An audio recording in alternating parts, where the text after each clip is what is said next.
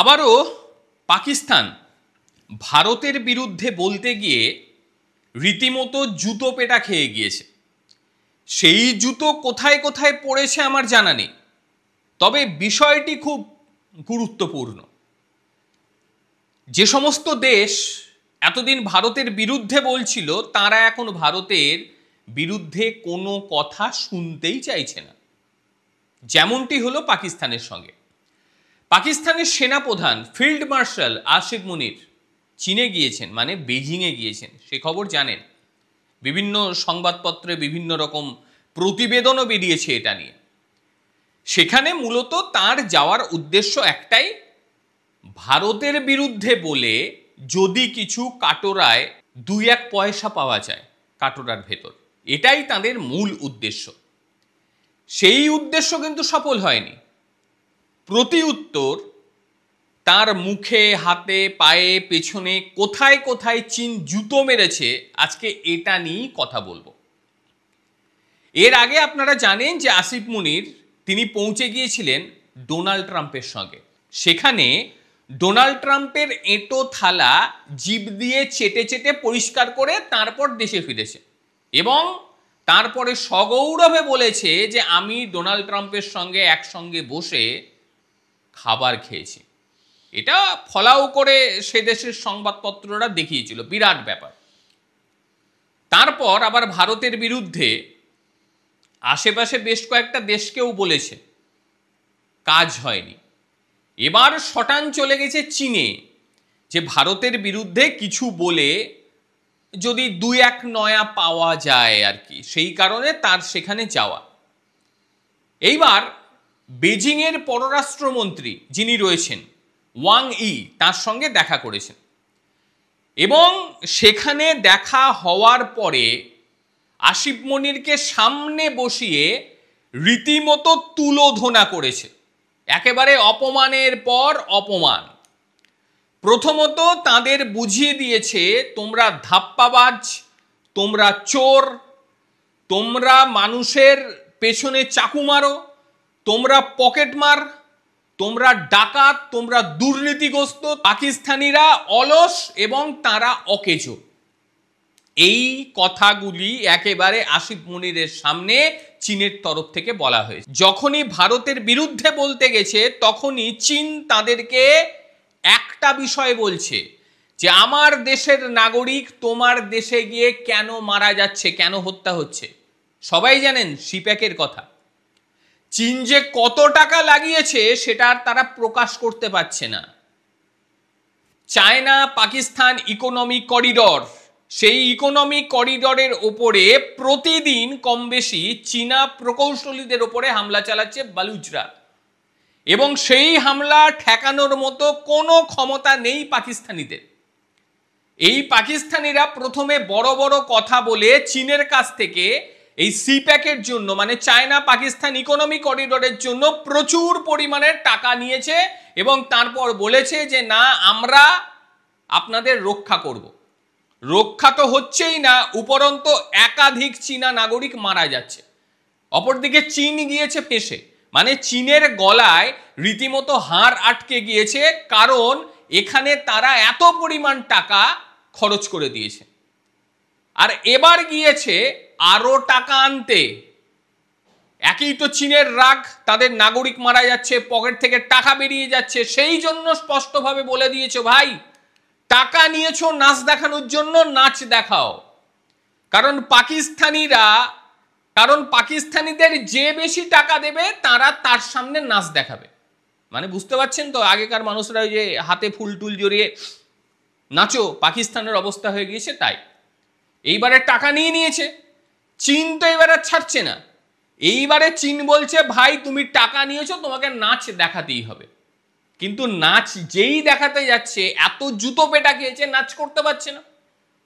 বিষয়টি হলো, ভারতের বিরুদ্ধে বলতে গেছিল।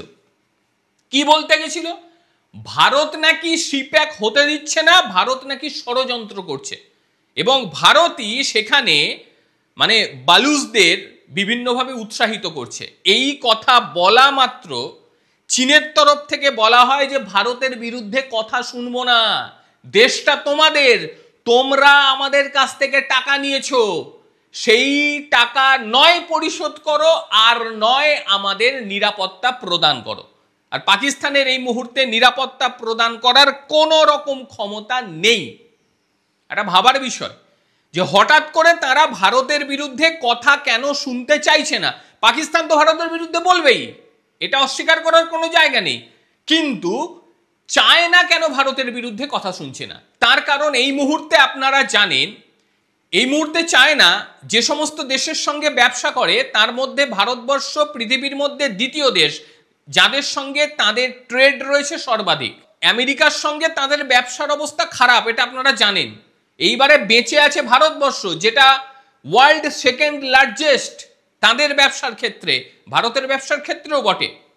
এটাকে তারা হারাতে চায় না, কারণ ভারতের বিরুদ্ধে বলে একই তো ভারত থেকে ব্যবসা চলে যাচ্ছে তাদের।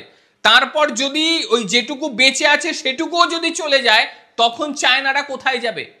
একটু আগেই বললাম ওয়ার্ল্ড সেকেন্ড লার্জেস্ট, এরার মধ্যে ট্রেড হয় ভারত এবং চায়নার মধ্যে। কাজী আসিফ মনির সেখানে গিয়ে জুতো, ঝেঁটা, লাঠি সব রকম খেয়েছে, আর মুখ গোমরা করে এবার সে বাড়ি ফিরবে। কারণ বালুচদের হাত থেকে চীনদের বাঁচানোর কোনো রকম পথ তাদের হাতে নেই। প্রতি মুহূর্তে আপনারা দেখেছেন যে চাইনিজদের উপরে হামলা হচ্ছে, একই সঙ্গে পাকিস্তানি সেনা এবং পাকিস্তানি পুলিশদের উপরে হামলা হচ্ছে। পাকিস্তানি পুলিশ বা সেনারা ভয়ে তাদের যে ড্রেস সেটা পরতে চাইছে না। আর অপরদিকে বালুচদের বক্তব্য যে আমাদের এলাকার খনিজ পদার্থ আমরা কোথাও যেতে দেব না, এটা আমাদের সম্পদ, আমাদেরই কাছে থাকবে, আর এটার সঙ্গে ব্যবসা করতে চাইলে আমরাই করব। চায়না পাকিস্তান ইকোনমিক করিডর যখন হলো তখন পাকিস্তানিদের বহু ভুল বোঝানো হয়েছিল, এবং এই পাকিস্তানি সরকারই সেখানকার দেশের সাধারণ মানুষকে ভুল বুঝিয়েছিল।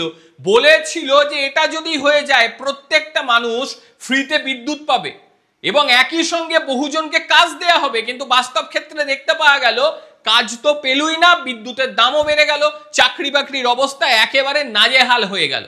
স্বাভাবিক ব্যাপার, চায়না পাকিস্তান ইকোনমিক করিডর যার ওপর দিয়ে যাচ্ছে সেই বালুচিস্তান, সেই বালুচরা কেন মেনে নেবে? কারণ তাদেরকে সেখানে কাজ দেওয়া হয় না, তাদের কোনো রকম কথা শোনা হয় না, এমনকি তাদের বাড়ি ঘর সবকিছু জোর জবরদস্তি দখল করে নিয়ে সেখান থেকে রাস্তা করে দেওয়া হয়েছে, কিন্তু তারপরেও তাদের উপরে অত্যাচার চালানো হচ্ছে। এবং এতটাই অত্যাচার চালানো হচ্ছে যে এখন তারা প্রায় স্বাধীনতার পথে পৌঁছে গেছে। সেখানে চীনেরও কিছু করার নেই এবং পাকিস্তানের তো কিছু করারই নেই। বেশ কিছু জায়গা দখল মুক্ত করার জন্য পাকিস্তান চেষ্টা চালিয়েও কিন্তু কিচ্ছু করার নেই। আর চায়না পাকিস্তান ইকোনমিক করিডর, যাকে সিপ্যাক বলি আমরা, সেই সিপ্যাক একেবারে জলের তলায় পৌঁছে যাচ্ছে। সেই সিপ্যাকের উন্নতি আর কোনোভাবেই সম্ভব নয়। সিপ্যাককে নতুন করে চালু করার ক্ষমতা যদি কাউরির থেকে থাকে সেটা শুধুমাত্র বালুচদের, কিন্তু বালুচদের সঙ্গে পাকিস্তানের সম্পর্ক একেবারেই নেই, আর বালুচদের সঙ্গে চীন কথা বলছে না। এবারে বালুচিস্তান যদি স্বাধীন হয়ে যায় সেই ক্ষেত্রে কিন্তু আর পাকিস্তানকে কোনো গুরুত্ব দেবে না চীন, তখন কিন্তু বালুচদের সঙ্গেই তারা কথাবার্তা বলবে। চীন নিজের স্বার্থ দেখছে, স্বার্থ ছাড়া সে আর অন্য কিচ্ছু দেখবে না। তার কারণ ভারতের বিরুদ্ধে কথা শুনছে না, তার কারণ একটাই যে তাদের ব্যবসা ক্ষতি হবে ভারতের বিরুদ্ধে কথা শুনলে।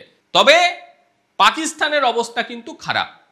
যদি বালুচ স্বাধীন হয়ে যায় সেই ক্ষেত্রে কিন্তু আর পাকিস্তান এরপরে কোনো রকম ভিক্ষা চীনের কাছ থেকে পাবে না, এটাই বলা যায়। প্রত্যেকে ভালো থাকবেন, সুস্থ থাকবেন, আবারও দেখা হবে অন্য কোনো দিন অন্য কোনো বিষয়ে। আর চীনের মনোভাব যে বদলাচ্ছে এটা কেন, এটা নিয়ে অবশ্যই জানাবেন, কারণ ভারতের বিরুদ্ধে তারা আবার কথা শুনতে চাইছে না। এটাও বা কেন আমি তো বিশ্লেষণ করলাম, কিন্তু অবশ্যই আপনাদের নিজস্ব যে বিশ্লেষণ সেটা অবশ্যই জানাবেন, তাহলে পরবর্তী ভিডিও আনতে আমার একটু সুবিধা হবে।